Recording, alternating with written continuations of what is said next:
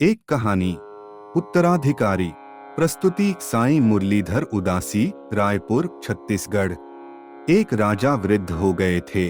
उन्होंने अपने 3 पुत्रों में से एक को उत्तराधिकारी चुनने हेतु परीक्षा लेने का विचार किया। उन्होंने तीनों पुत्रों को बुलाकर एक एक मुद्रा दी और कहा कि इससे अपने कमरे को पूरा भरना है।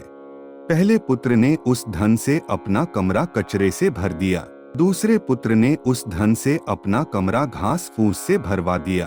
तीसरे पुत्र ने अपने कमरे में उस धनराशि से एक दीपक जलाया तो पूरा कमरा प्रकाश से भर गया। अगरबत्ती जलाई तो पूरा कमरा सुगंध से भर गया।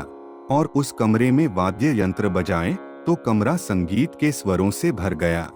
राजा ने तीसरे पुत्र को उत्तराधिकारी घोषित कर दिया, जिसने अपने कमरे को प्रकाश, सुगंध और संगीत से भर दिया था। इस कहानी से सीख मिलती है कि श्रेष्ठ मनुष्य वे हैं जो अपनी आयु व मुद्रा का सदुपयोग करके अपने जीवन रूपी कक्ष को प्रेम और आनंद से भर देते हैं। जय श्री राम।